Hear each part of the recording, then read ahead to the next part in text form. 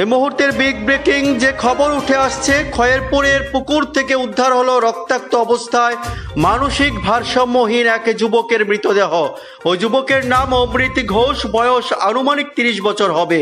প্রত্যক্ষদর্শীদের বক্তব্য অনুযায়ী বুধবার গভীর রাত থেকেই নাকি নিখোঁজ ছিল ওই যুবক। বৃহস্পতিবার দুপুরে বাড়ির সদস্যরা বাড়ির পাশে একটি পুকুরে সে যুবকের রক্তাক্ত দেহ ভেসে থাকতে দেখে চিৎকার শুরু করলে সেখান থেকে উদ্ধার করে সে মৃতদেহ। তবে কিভাবে সে মৃতদেহের মাথায় এবং বিভিন্ন স্থানে রক্তের দাগ, তা নিয়ে কিন্তু রয়েছে ধোঁয়াশা।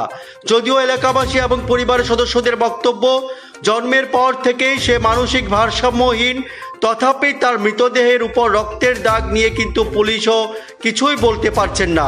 আবারও বলছি, এই মুহূর্তে বিগ ব্রেকিং যে খবর উঠে আসছে, খয়েরপুর স্থিত একটি পুকুর থেকে রক্তাক্ত অবস্থায় মানসিক ভারসাম্যহীন এক যুবকের মৃতদেহ উদ্ধারকে ঘিরে ব্যাপক চাঞ্চল্য ছড়ায় গোটা এলাকায়। ওই যুবকের নাম অমৃত ঘোষ, বয়স আনুমানিক 30 বছর হবে।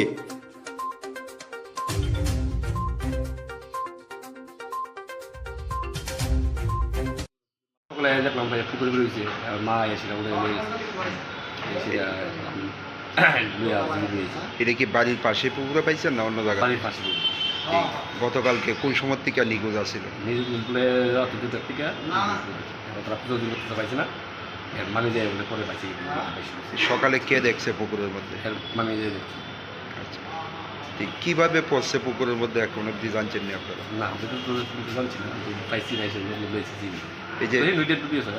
এই যে মাথার মধ্যে যে রক্তের দাগ, এগুলি দেখে কি মনে হইতেছে? মানে জলে পড়লে এইভাবে রক্তের দাগ? আমরা বাবা নিয়েছি সামনে পুকুরে আনা আসতো, আনা নদীতে পড়ছে, খাল বাংলা আসলো, হয়ে যাচ্ছে। এটা আপনারা যে সময় পাইছেন তো অনেকে মৃত আসলো না জীবিত আসলো?